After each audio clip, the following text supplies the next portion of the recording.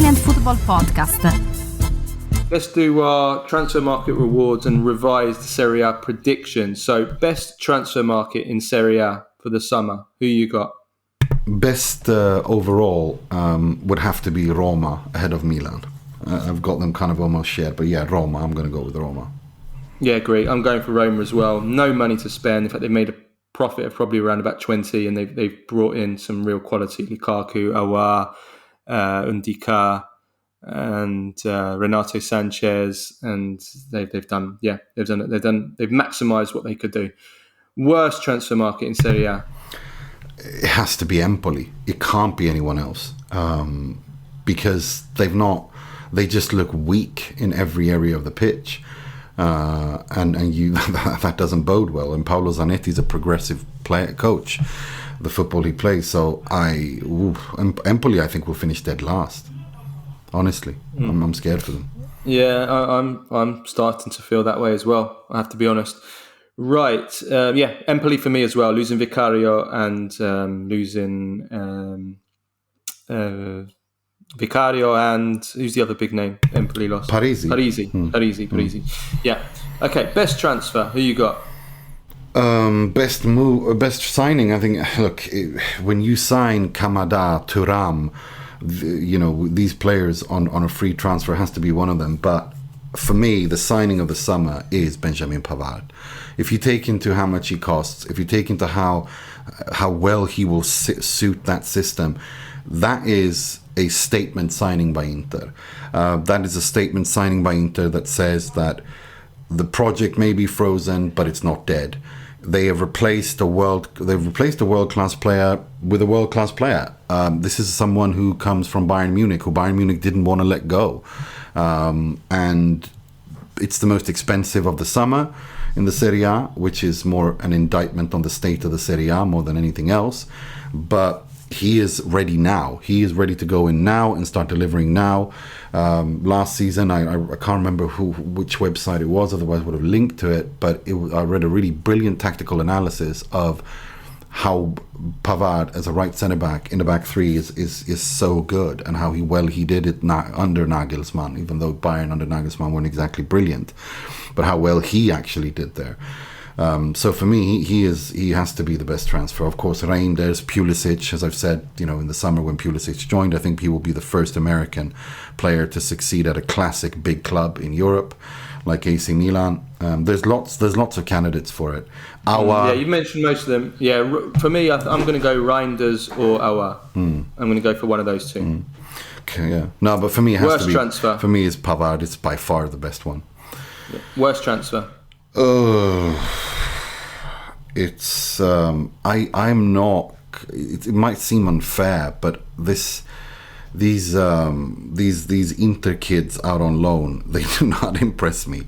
Or who went to Sassuolo, Mulattieri. I mean, it's unfair to say they're the worst transfer, but I'm not impressed by them at all, and I'm not. Come on, you can't go for a young kid loan. Come on, they're just not good. I just don't think they're good enough. But no, I think Maldini as well at Empoli. It's just they're not very good signings. So I don't know. I was considering Maldini or Gyasi. I mean, they're one of those that they're not good.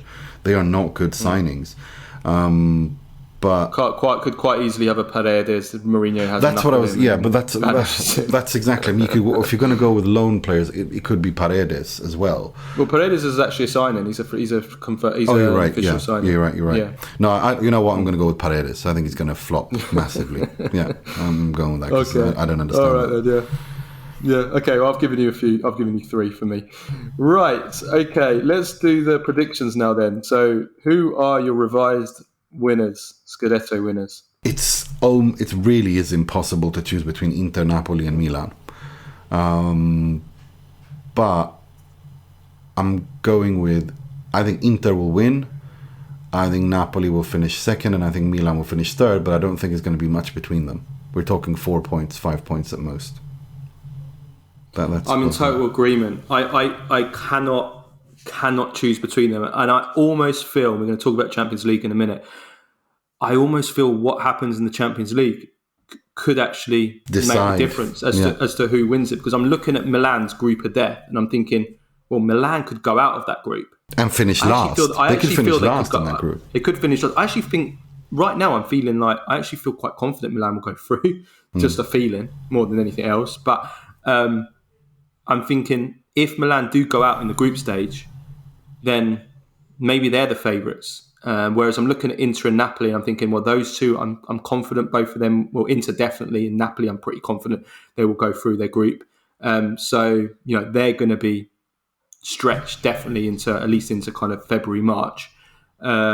So it's like these are the margins. These are the margins. 4 points, 3 points, not much. Yeah, I do think it's going to be tight. I think it's so hard to choose between them. Injuries could play a part as well. Like Inter, the only way that I see that Inter not challenging for the Scudetto is if something happens, like Lautaro's out for 4 or 5 months or something like that. You know what I mean? Something like that. Yeah, something would dramatic. Have to happen. Otherwise, I think Inter are so complete. Milan, that's the thing. Inter have a very complete and balanced squad. When you look at that squad, you see options. You see different options and different ways to play football in different games, and you understand why they've made the signings they do. Also, the football that they want to play, they're going to play much deeper. They're going to be much more direct. I think they're the most them and I mean Napoli, Milan, and Inter. They're the ones with the most balanced squads, aren't they? I'm Inter, Milan, Napoli. That's what I'm going with. I'm revising it. Inter, Milan, Napoli in that order, but at most 2-3 points, 3 points between. Okay, I'm going to go with that as well. But the caveat of depending on what happens in the Champions League. If Milan were to go out, I'm almost thinking they will win. I'm going to go Milan. Yeah. So everybody listen to when I say that. Yeah. Milan go out in the Champions League in the first round. Milan are my tip. Yeah. Otherwise, I'm going with what you. Yeah. With what I've only have Napoli third because of Rudy Garcia. I have them third because of Rudy Garcia, and also because Kim Min-jae was so important to them. He was the best defender in all of Europe last season, in my opinion. And Nathan has very big shoes to fill, and I don't think he will fill them nowhere near enough for them to repeat another Scudetto. Although the firepower Napoli have up front in midfield is outstanding. Those are my top three, and exactly like you said, if Milan finish dead last in their Champions League group, which is a possibility, let's not, it is the group of death. They could finish last. If they do and have one game a week to play, then I think Milan could just the freshness of not having to play midweek. Could decide it. Well, we saw it with Milan's last Scudetto, and we saw it with Inter's last Scudetto as well. Okay. And then Juventus fourth. Who's fourth? So Juventus. Agreed. Juve fourth. Agreed. I mean, I'm not. I don't particularly like Juventus' team, but playing once a week. I mean, they surely have to have enough to finish in the top four. Playing once a week, they have to. They have to. Okay, and Europe. Fifth, sixth, and seventh. I've got Roma as fifth. I think Romelu Lukaku. I think there's actually going to be a race between Juve and Roma for fourth. And the reason for that is that Romelu Lukaku, Paulo Dybala, that's insane firepower. Yeah, there's guaranteed goals. Osimhen, Belotti, Pellegrini. Fitness. As long as the fitness is there. Yeah. I've got Roma as fifth, Lazio sixth, Atalanta seventh. That's who I've got Fiorentina seventh. I got Atalanta seventh and Fiorentina eighth. Yeah, so have I. In fact, I wouldn't be surprised. I'm part of me thinking Fiorentina for eighth, and I'm not even 100% sure on that, but we'll see. Coppa Italia winners. Or the Coppa Inzaghi, as it's now called. No, I think Inter will get. It would be very funny if they could manage to win 3 in a row, and I wonder how motivated they are in that tournament. But then again, with Inzaghi, when it doesn't start until next year, he's not even thinking about that. And by the time it starts, the Supercoppa will be out of the way as well, and it's a good way to redeem yourself and create some positive energy. So. Yeah, I think Inter will reach the final. You know what? No, I'm going to say Milan. I think Milan are winning the Coppa Italia. Yeah, okay. I'm going to go Inter again. Yeah, I think Milan are winning the Coppa Italia. Yeah. I'm going to go because Milan haven't won it in such a long time. I think they've only won it once in the last 30 years. So, yeah. Milan. Okay. Champions League performance by Italian clubs. Just where they're going to finish. So just quickly, just one word. I think Inter. I think Inter are winning their group and going to the quarterfinal. Okay, same as me. Napoli.